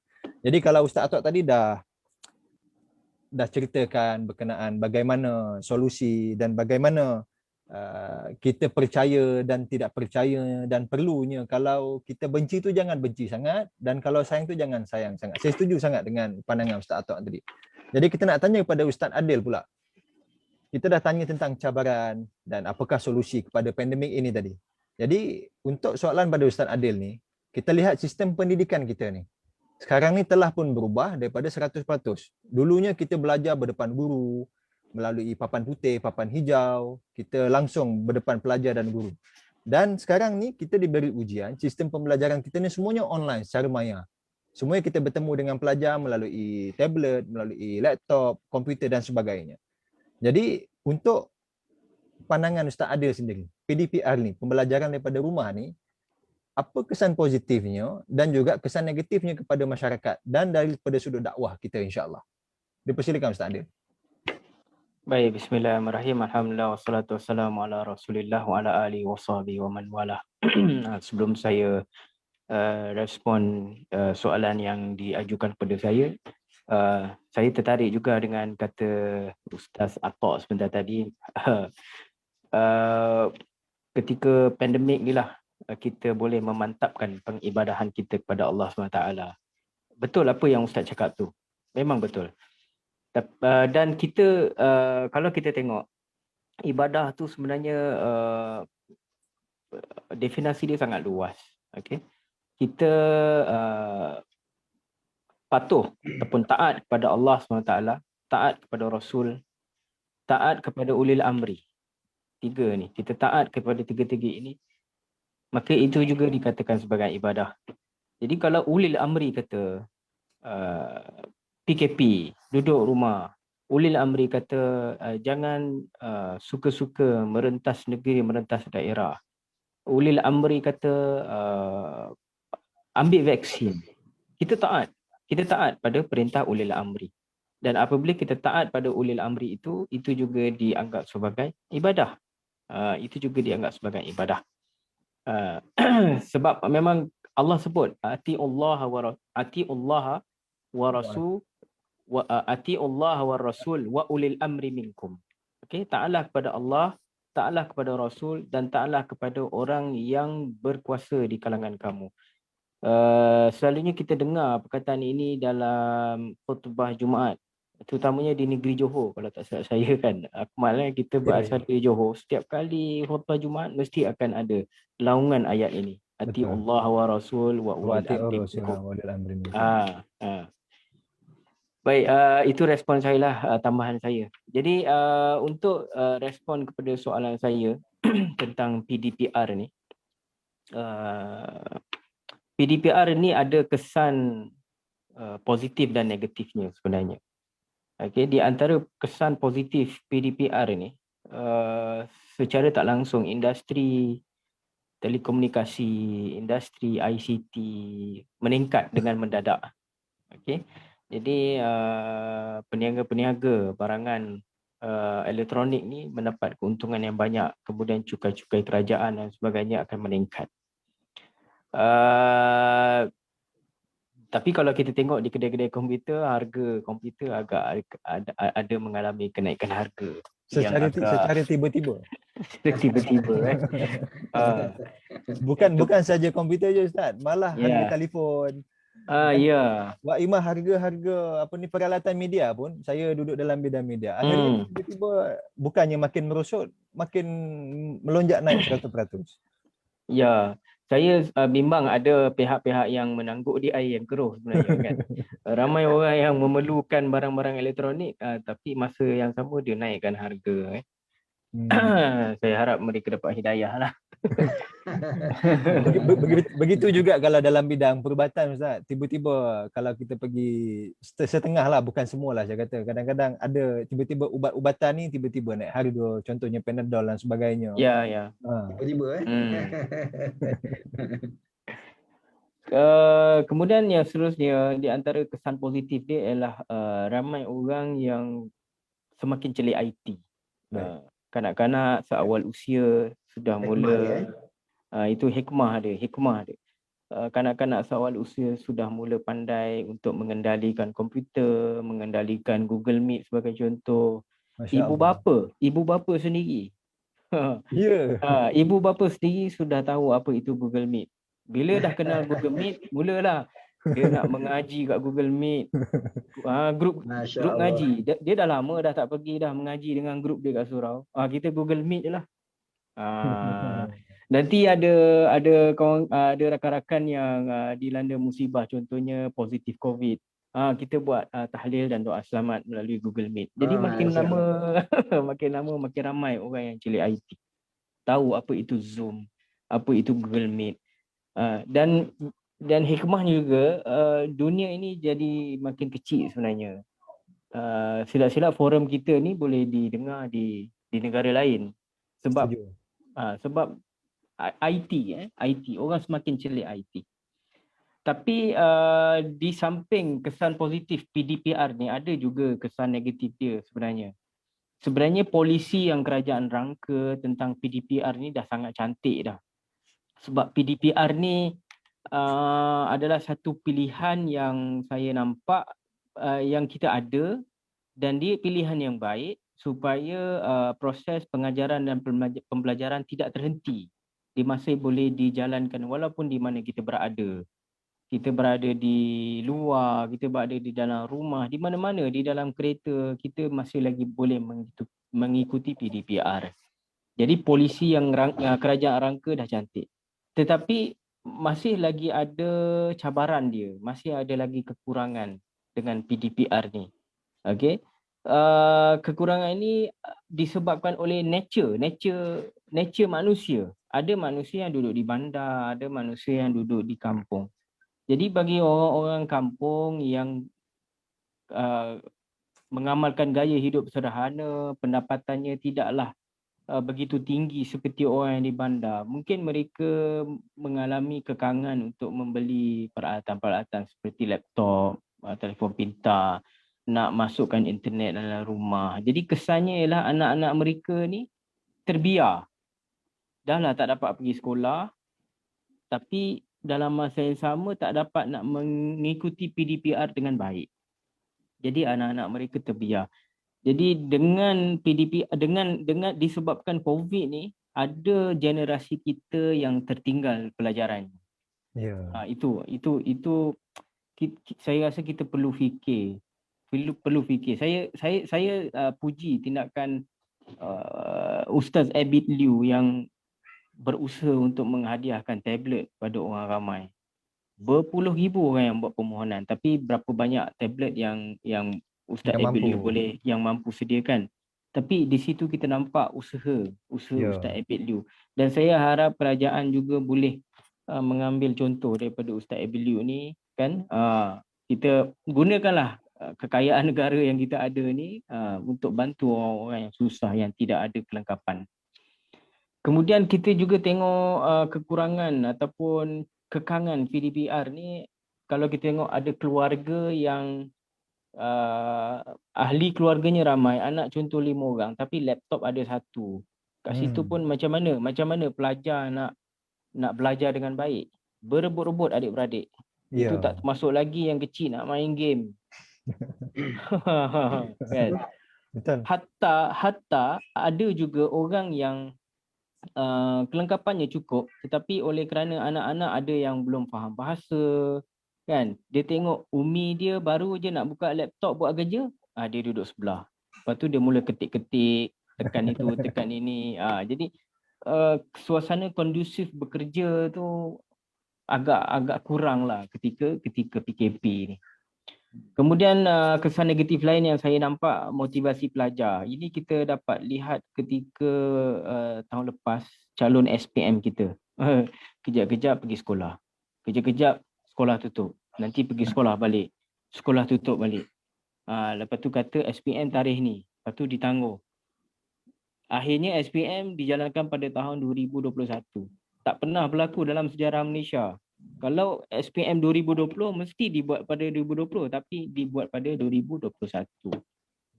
Jadi dari segi psikologi dan motivasinya memang agak mengganggu. Jadi pelajar rasa fed up, rasa bosan, ada yang putus asa. Bagi ibu bapa yang berkemampuan, mungkin dia boleh motivate anak dia dengan gadget, belikan kelengkapan yang cukup. Tapi bagi orang yang pendapatannya kurang tinggi, mungkin anaknya akan tertinggal. Betul. Tapi alhamdulillah, syukur kalau kita tengok report daripada Kementerian Pendidikan, Kementerian Pelajaran, grade purata nasional semakin baik pada tahun ini walaupun pandemik COVID-19 melanda negara kita. Ini menunjukkan ada faedah sebenarnya PDPR ni. Ada faedah sebenarnya. Ada kesan positif dia. Okey. Dan saya sebagai tenaga pengajar di salah satu universiti awam di Malaysia ni, saya tengok angka pelajar yang menarik diri dari pengajian meningkat berbanding dengan sebelum-sebelum ni, sebelum pandemik COVID-19. Pelajar saya sendiri ada lebih kurang hampir 10 orang. Itu belum tanya lagi kawan-kawan saya pelajar dia bagaimana. Jadi seluruh universiti kalau dikumpulkan angka dia memang agak tinggi dan membimbangkan sebenarnya. Sebab di antara faktor-faktor pelajar-pelajar ni menarik diri daripada pengajian, yang pertama mereka tak dapat nak ikut pengajian secara online ni dengan baik. Tak fokus. Mereka tak dapat fokus. Sebab semua orang lockdown dalam rumah. Rumah jadi tak berapa nak kondusif. Suasana bising. Yalah, betul. Kan? Itu Ustaz Adil, itu belum lagi yang keluarga yang duduk dalam rumah flat, yang adik-beradiknya sampai 7-8 orang. Ya, betul. Ya, betul. Dan masalah ini kita boleh kata itu masalah yang sangat-sangat sukar untuk kita elakkan sebenarnya. Betul. Dia masalah sosial, okey. Tapi nama PDPR tu sendiri, belajar online, PNP online tu sendiri adalah sebenarnya benda yang bagus, pilihan yang bagus. Kalau tak ada PDPR, tak ada belajar online, kita tak dapat terus belajar. Kita terhenti, tak ada input, tak ada pengisian. Okay? Dan faktor lain yang membuatkan pelajar ni tarik diri dari pengajian, mereka kerap tertinggal maklumat. Apa? Masa kelas secara fizikal, face to face, mereka datang dalam keadaan berkumpulan. Kawan-kawan keliling pinggang. Betul. Kita pergi sana, kawan cakap perkara A. Kita pergi sini, kawan-kawan masih lagi cakap perkara A. Kita pergi sini, kawan-kawan masih lagi cakap perkara A. Contohnya tentang ujian. Pergi sana, kawan cerita ujian tarikh ni. Pergi sana, kawan kata ujian tarikh ni, sekian-sekian. Pergi sini, kawan kata ujian tarikh sekian-sekian. Jadi maklumat update, sentiasa updated. Maklumat tu sampai. Tapi bila secara online ni, pelajar-pelajar ada di rumah masing-masing. Tak pernah jumpa kawan. Pelajar tahun 1, daripada masa dia orang mendaftar masuk ke universiti, sampai ke hari ni tak pernah jumpa kawan. Allah. Semuanya secara online. Orientasi, pengenalan terhadap universiti, pengenalan terhadap fakulti dan sebagainya, semua secara online. Dan tenaga pengajar sendiri ada yang tak pernah tengok muka anak murid. Allah. Jadi di situ ada kehilangan sedikit rasa seronok untuk mengajar. Baik.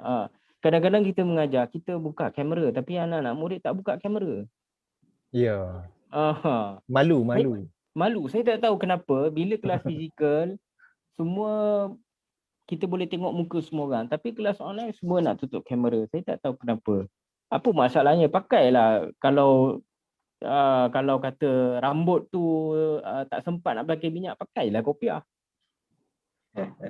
Nampak kemas kan? Tapi memang tabiat pelajar kita tutup kamera supaya mungkin ketika kelas dia orang boleh buat kerja lain. Boleh berWhatsApp, mungkin ada yang kaki gaming dan sebagainya kan. Kemungkinan tu ada, Dan ada kawan saya yang mengatakan ada anak murid dia yang istilahnya kita kata kantoi. Tengah belajar sambil baring atas katil. Belajar online menggunakan handset kan. Kita pasang earphone, baring atas katil. Dah macam mana tiba-tiba dia terbuka kamera. So nampak dia tengah baring. Allah. Dah lah baring, tak pakai baju. Nasib baik lelaki. Bahaya kat situ kan. Allah. Jadi itu cabarannya. Jadi dengan PDPR ni juga adab belajar tu makin lama saya tengok makin berkurangan. Kalau saya tengok kelas anak saya yang darjah 1 tu, ketika menggunakan Google Meet, kan ada ruang chatting kan. Pelajar-pelajar, murid-murid darjah 1, dia seronok berchatting. Macam-macam stiker dia keluar. Lepas tu dia cerita pasal apa PUBG, pasal Mobile Legend, COC, apa macam-macam game cerita dalam tu. Dari darjah 1 Ustaz? Darjah 1 dan majoritinya pelajar lelaki lah, murid lelaki lah. Sebab murid lelaki ni dia aktif kan, kuat main game. Anak saya perempuan stres lah. Dia orang ni apalah berborak tu pasal game lah, kita nak belajar terganggu lah. Jadi banyak, kalau kita nak cerita tentang kesan negatif sangat banyak. Tapi kita tak boleh menyalahkan PDPR sebab dia adalah option, platform yang saya rasa yang terbaik yang kita ada setakat ni adalah PDPR. Kita tak ada pilihan lain dah. Cuma macam mana kita nak uruskan PDPR kita tu, itu atas kebijaksanaan diri kita sendiri. Okey Ustaz Adil, itu tadi kita dah berbincang berkenaan tentang dakwah, kita dah berbincang tentang isu pandemik dan juga kita dah berbincang bermacam-macam hal berkenaan lapangan dan cabaran-cabaran dalam dakwah. Kita nak masuk sikit isu semasa berkenaan peringkat dunia lah. Kita pun sudah maklum lately ni dalam masa 2-3 minggu kebelakangan ni terjadinya isu peperangan, terjadinya isu yang sangat besar di peringkat antarabangsa, terutamanya di negara Muslim, negara saudara kita di Palestin, khususnya di Gaza dan Baitul Maqdis di Masjidil Aqsa. Jadi untuk Ustaz Atta kan, isu-isu terkini berkenaan Palestin ni, apa yang telah terjadi di Baitul Maqdis, yang terjadi di Masjidil Aqsa, dan mungkin bagi pendengar-pendengar ataupun masyarakat Malaysia ni mungkin kebanyakan baru mengenali tentang mendengar isu tentang Sheikh Jarrah dan isu tentang Silwan. Ada yang baru dengar baru seminggu kata Silwan ni apa dia, manusia ke, orang ke, Israel ke dan sebagainya. Dan masih lagi banyak belum faham tentang kedudukan Palestin tu sendiri, maps tu macam mana kedudukannya. Dan yang paling sedih tu ada juga beberapa netizen kita yang mengatakan adakah Palestin ni wujud sebagai negara. Jadi berita-berita berkenaan ini yang sudah cuba dilupuskan di dalam dunia ataupun di dalam maya kepada masyarakat dunia berkenaan apa yang terjadi di Palestin. Dan apa lagi yang telah terjadi tentang selepas habisnya peperangan Saiful Quds yang baru sudah 2 minggu lepas ni, yang mana tentera Hamas daripada Al-Qassam menyerang semula tindak balas yang telah dilakukan oleh tentera rejim Zionis Israel kepada penduduk Palestin di Baitul Maqdis dan kejiranan di sebelah Baitul Maqdis. Jadi tambahan pula, selepas selesai peperangan di situ, isu-isu tentang Palestin kita hampir terlupa sepenuhnya Ustaz. Ya betul. Kita disajikan pula dengan dunia-dunia hiburan yang terkini. Dan maaflah saya nak kata, kita minggu lepas selepas tamat je peperangan tu, kita terus fokus sibuk terus dengan isu bola sepak. Saya tak nak sebut negara mana lah. Itu perlawanan di antara Uganda dengan Perancis lah. Jadi takut nanti terasa pula lah kita punya kawan-kawan di sini kan. Cuma pandangan Ustaz macam mana dengan isu Palestin ni, dan tiba-tiba masyarakat dunia tengah tumpu, tiba-tiba kita dialihkan kepada isu lain. Dan bukan isu Palestin sajalah, kalau Ustaz lihat juga sebelum terjadi isu Palestin pun, dulu peperangan di Yaman, peperangan di Syam. Kenapa isu ni apabila manusia ataupun masyarakat dunia fokus kejap aja, tiba-tiba dalam waktu yang singkat mereka cuba ubah dengan isu lain. Tetapi apabila ada isu, contoh kita ambil tentang Black Lives Matter, satu orang negro yang dibunuh di Amerika. Kita bukanlah nak kata kita tak support beliau, tetapi bagaimana program ini mereka menyokongnya hampir setahun, hampir 2 tahun, sehingga kan adanya penajaan di setiap baju bola sepak, di setiap penajaan syarikat-syarikat yang besar. Jadi komen Ustaz macam mana? Baik, terima kasih kepada saudara Kemal. Kemal dia dah bawa ke dunia dah ni. Isu bincangan kita ni. Dakwah dan isu semasa. Allah. Baik, tapi saya rasa walaupun ialah kita duduk dalam petang Jumaat ni berkat doa, mustajab dan sebagainya, mudah-mudahan kita datang menjadi ilmu lah pengajaran kita pada petang ini. Isu Palestin ni sebenarnya isu yang tidak akan habis lagi mana tak datang kiamat. Itu kesimpulan dari sudut isu Palestin. Bila dia akan habis bila kiamat, bila dekatnya kiamat baru habis. Jadi isu ni kita kena sentiasa istiqamah dalam kita perbicaraan, bukan mengikut musim. Kita ada 4 musim, 5, 6 musim. Jadi kita sekarang zaman bak kata Ustaz ada tadi kita zaman PDPR dan sebagainya. Kita tak boleh salahkan platform. Bagaimana kita gunakan platform. Begitu kita ada IT, kita duk sebut IR 4.0 lawak ero macam-macam 5G, 6G, 7G. Tapi kalau kita tidak menjadikan IT evolusi dan sebagainya benda ni dengan untuk dakwah kita, dan isu semasa ni dapat digabungkan untuk dapat manfaat bersama. Kenapa misalnya kalau sebut isu Palestin, betul lah nama Palestin, nama negara, kita masih lagi menyebutkan negara Israel kan, kita masih lagi tadilah cerita isu di Gaza, Baitul Maqdis, orang duk tanya pasal di manakah masjid Baitul Maqdis hak sebenar kat mana. Isu ni kita kena sentiasa bawa. Apatah lagi kita duduk sekarang duduk lockdown di rumah. Anak-anak kita kena teranglah, ini Baitul Maqdis, ini bukan Israel tidak ada di sini, ini Palestin. Inilah masa kita duduk kita bersembang anak-anak kita. Tadi Ustaz Adi ada sebut. Saya menarik PUBG, lagi apa Mobile Legend. Oh memang kaya Amerika sekarang. Siapa latar belakang mereka? Hedonisme membawa mereka lupa kepada isu Palestin. Maka sesekali anak kita duduk pegang handphone kita duk tembak-tembak dalam Mobile Legends apa ke benda tu, sekali itu kita post pada beritahu kat dia, tengok ni anak-anak Palestin mati. Tengok ni anak-anak Palestin ni megang batu. Tengok anak ni, saya buat pada anak saya. Jadi kalau kita sentiasa bawa, bukan kita nak larang mereka, nak larang takkan jadi selesai masalah. Maka kita ajar mereka sensitivity, meletakkan isu dakwah bukan di luar. Bukan dakwah ni hanya untuk tadi non muslim. Anak kita kena dakwah. Kita bawa isu Palestin pada anak kita. Bagi pada mereka link-link berkaitan dengan isu semasa. Bagi mereka baca. Tuan, bukan hanya PDPR saja. Bukan hanya pembelajaran saja. Bukan SPM saja. Bukan MMR saja. Bukan matematik saja. Isu tentang agama itu diteruskan. Anak-anak kita kena ajar macam itu. Supaya dia kenal apa. Contohnya kita sebut di Jarrah, Syekh Jarrah. Ramai orang tanya, apa itu Syekh Jarrah? Macam Ustaz Akmal tanya lah. Kita ni tak masih kenal. Oh iyalah, walaupun tak masuk soalan dan SPM memanglah. Tapi nama dia macam nama orang kan, Syekh Jarrah. Ya. Tapi memang kalau kita lihat daripada nama Syekh Jarrah ni tempat.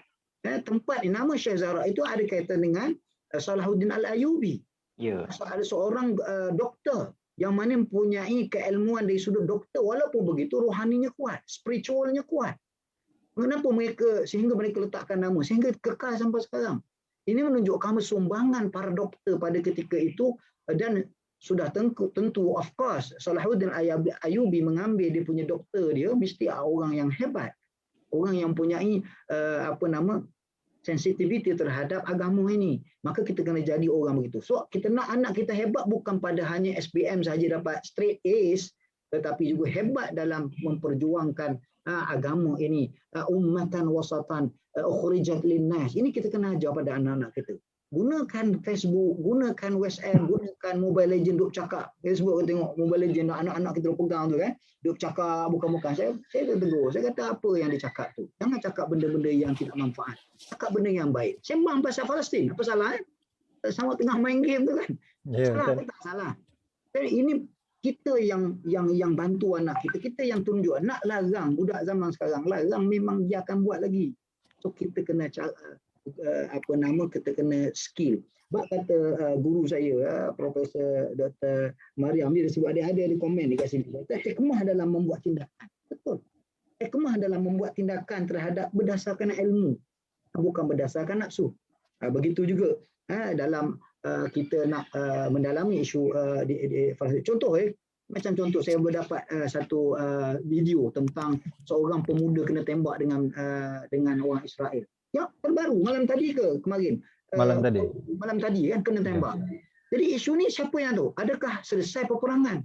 Bak kata Ustaz Akmal tadi, orang dah sibuk pasal bola. Bukan kita nak salah bolanya. Isu itu tak sesuai pada masanya.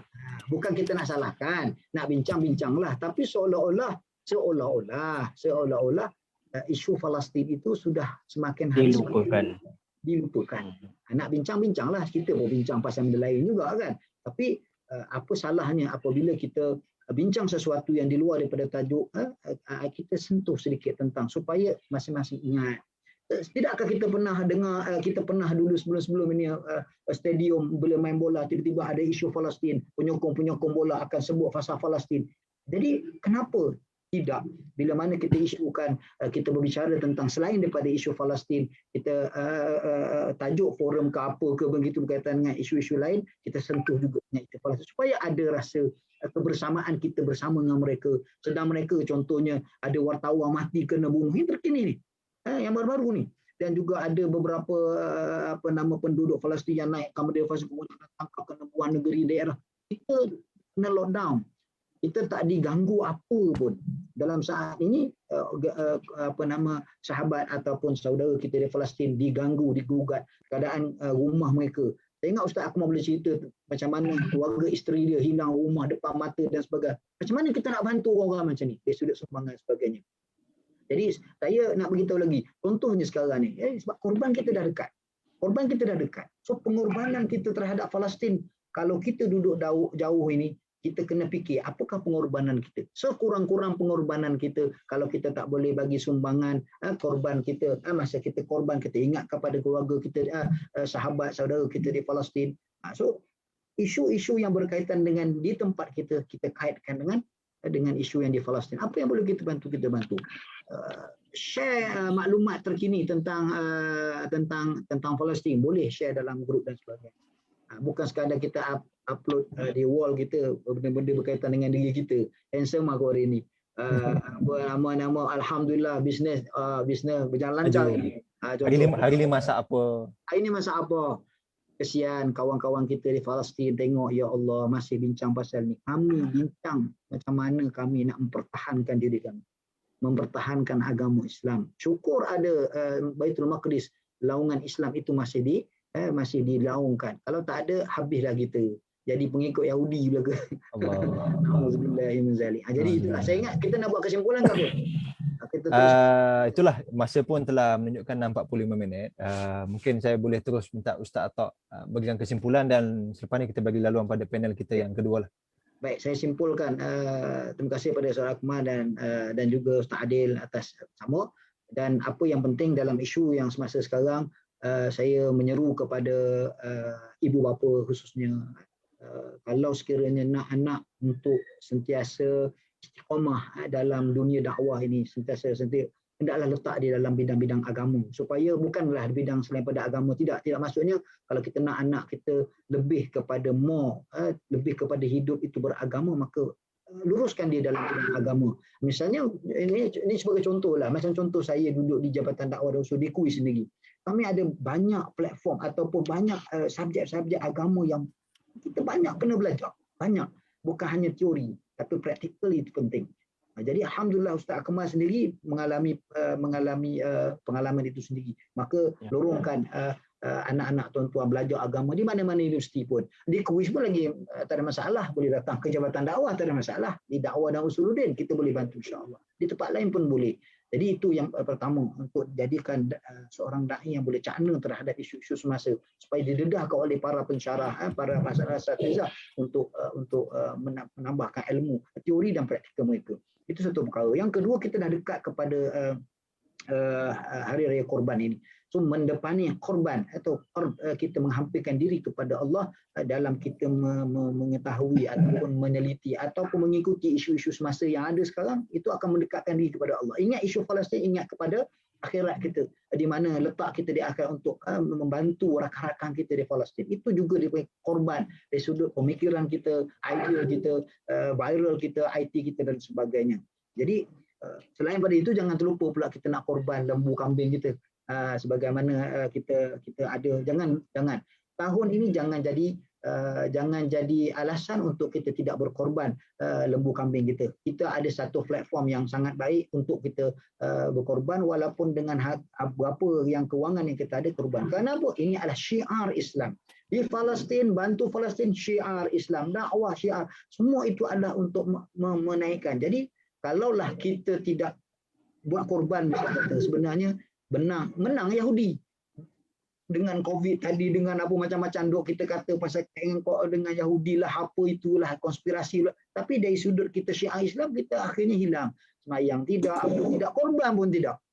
Bagi alasan pandemik dan sebagainya. Jadi akhir sekali ialah saya nak juga bagi tahu atau share pada pada tuan-tuan semua, saya juga bersama dengan NGO Hijrah, NGOI Hijrah yang dibantu oleh MAIS misalnya. Jadi mereka-mereka ni juga perlu diberi perhatian dalam isu-isu dakwah untuk mereka itu berdakwah dalam komuniti mereka, supaya mereka juga diberi peluang untuk membantu agama Allah supaya dapat syiar Islam dapat didaulatkan di negara kita khususnya.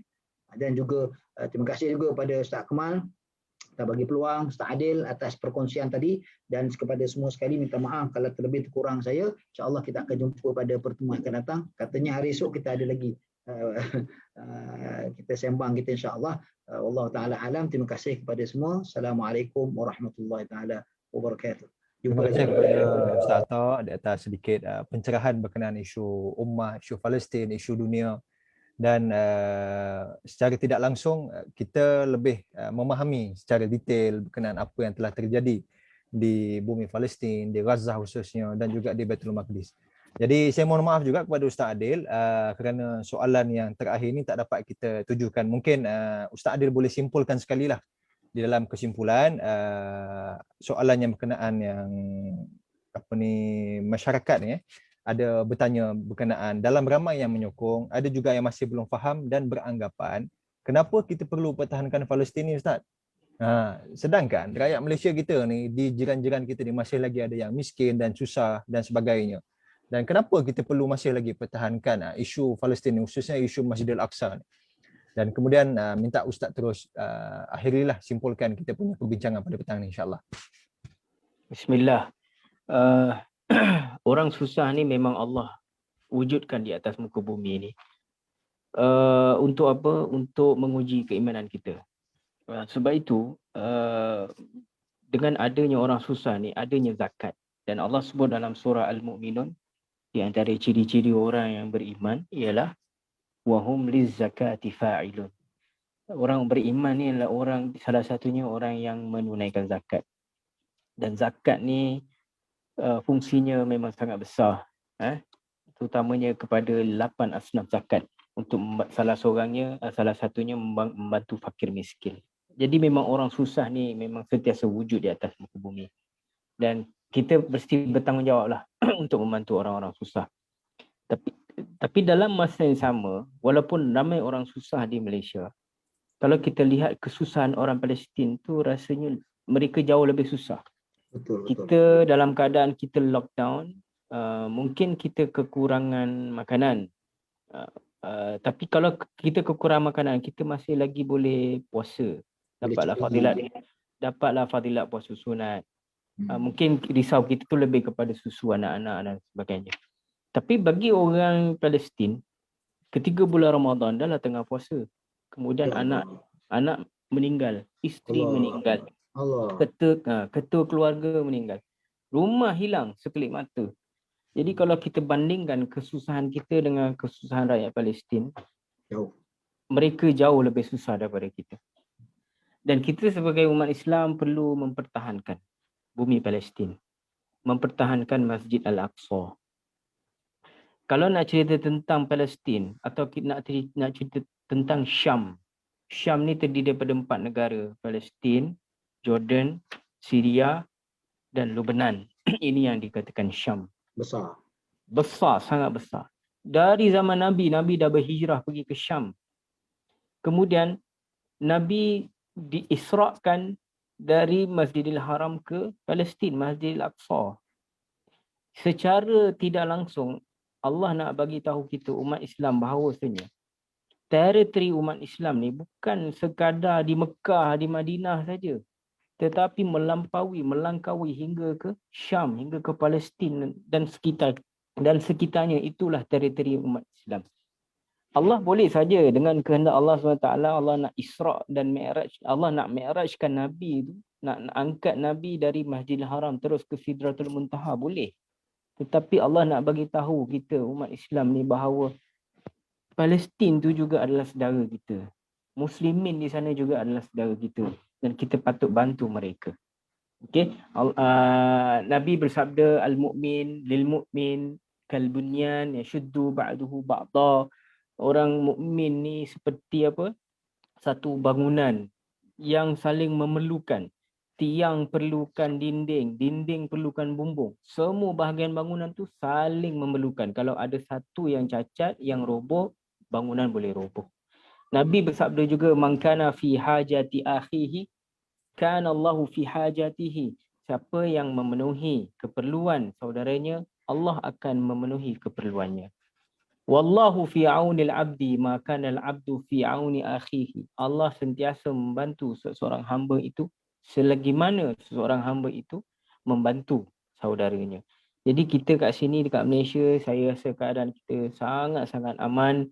Kita ada rumah yang selesa, kita ada tempat nak tidur. Okey. Kita masih lagi belum tahap duduk di rumah-rumah anak yatim. Di Gaza sana ada ribuan rumah anak yatim yang kita tak tahu, tak terjamin masa depan mereka.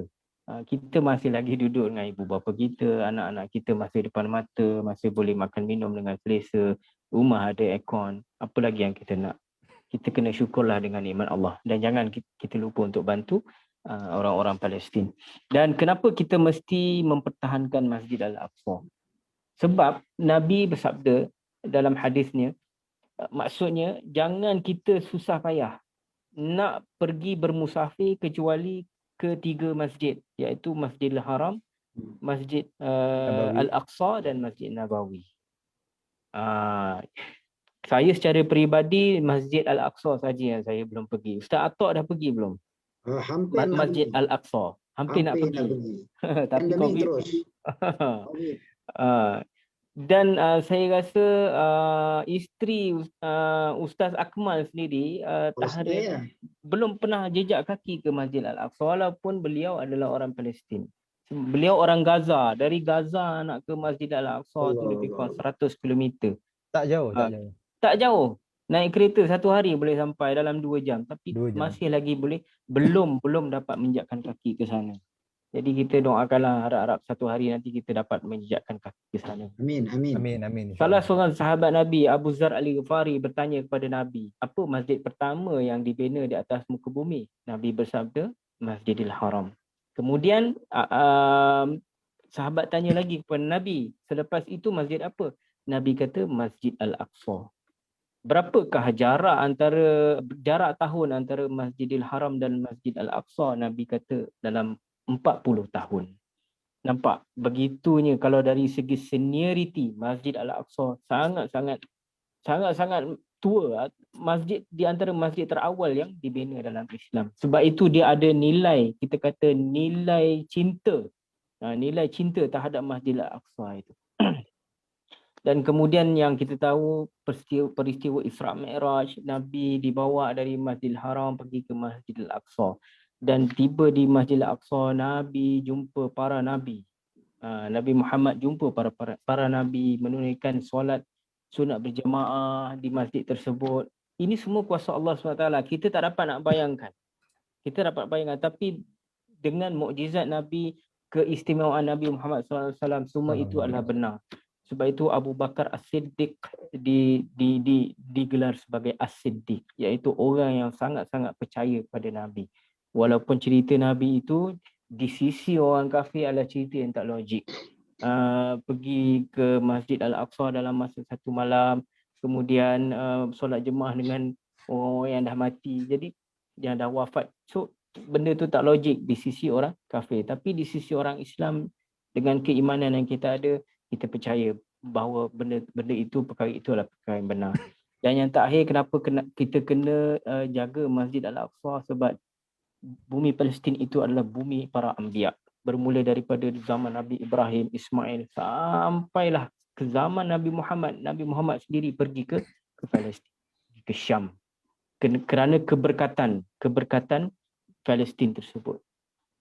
Kalau kita singkap sejarah Nabi Yaqub tu, nama lain bagi Nabi Yaqub ialah Israel.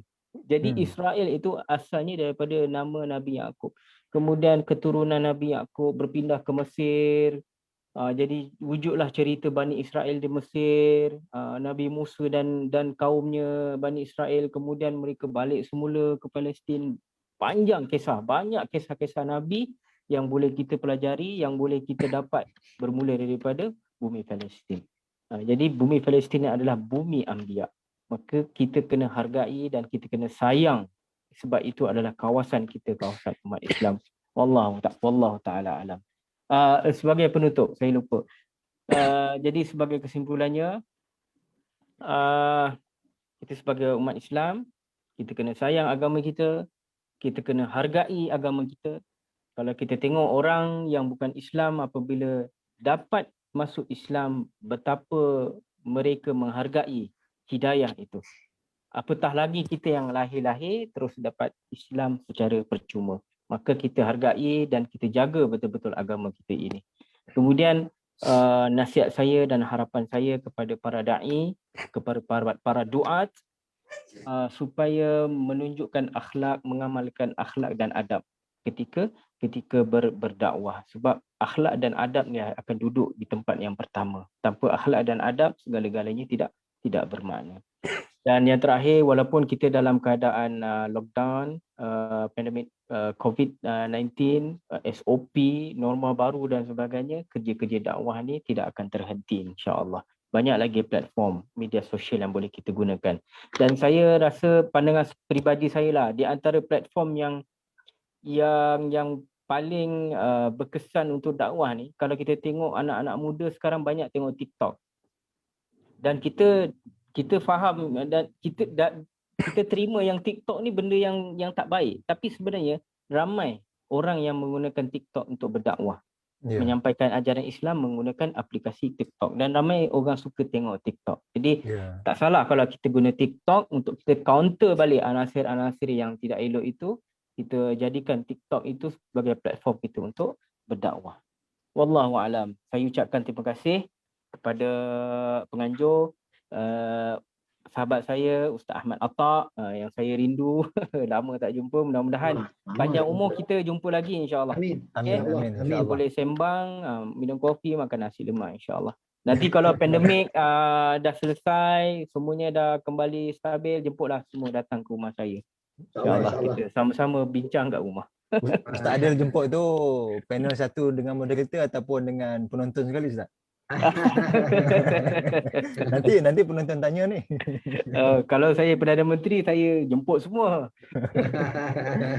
Okey, baiklah. Masa pun dah menunjukkan sudah pun menunjukkan jam 7 malam. Jadi secara kesimpulannya, apa yang dapat kita simpulkan sedikit sebanyak berkenaan tentang isu dakwah ataupun bicara santai pada petang ini, antaranya adalah akhlak dan bagaimana kita menjaga adab.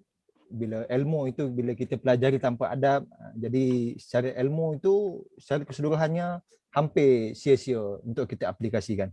Jadi insya-Allah sebelum kita akhiri, kita buka juga kepada sahabat-sahabat di luar sana, insya-Allah sepanjang apa perbincangan kita pada petang ini, Dakwah Backpacker Malaysia memohon ataupun menyuruh pada kawan-kawan ataupun penonton-penonton di luar sana, kita juga sedang dalam proses membantu asnaf-asnaf ataupun masyarakat P40 ataupun M40 di luar sana yang terkesan dengan pandemik COVID-19. Jadi insya-Allah sedikit sebanyak kita akan membantu mereka, yang mana kita telah pun membantu mereka sejak bermulanya pandemik pada Mac 2020.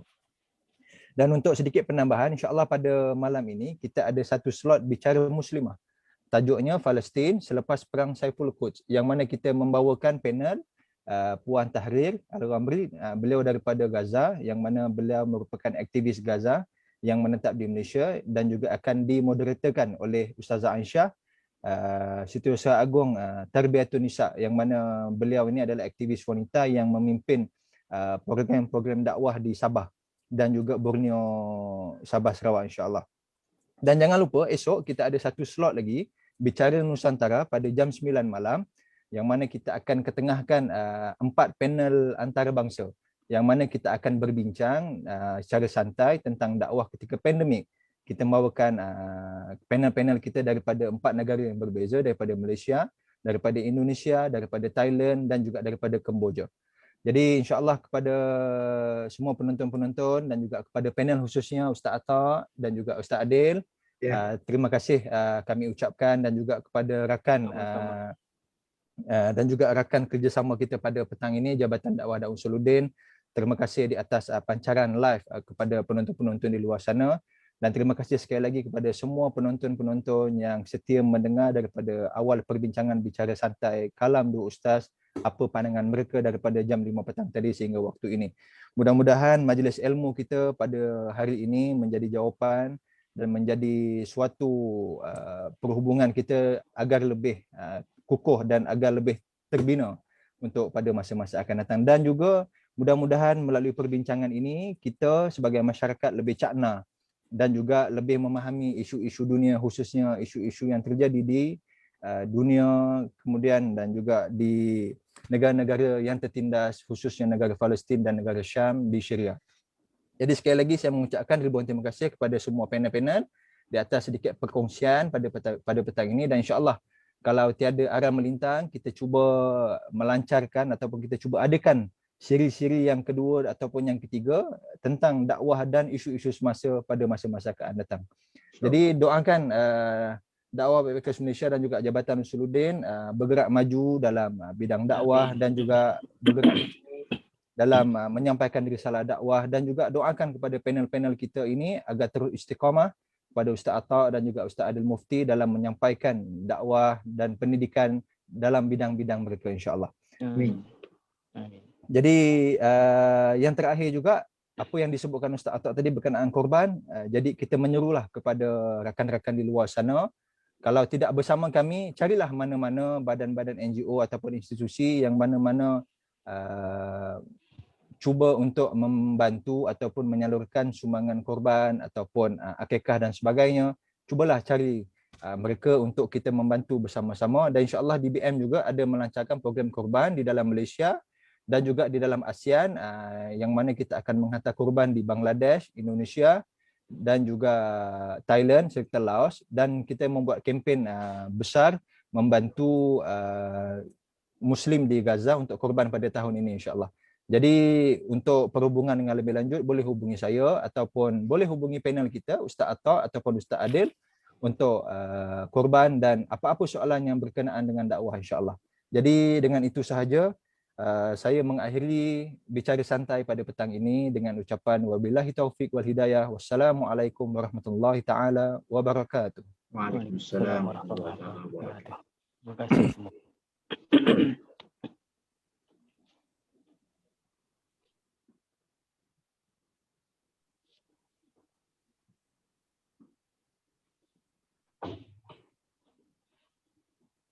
So boleh minta diikut. Terima kasih semua. InsyaAllah. Assalamualaikum. Okey, terima kasih.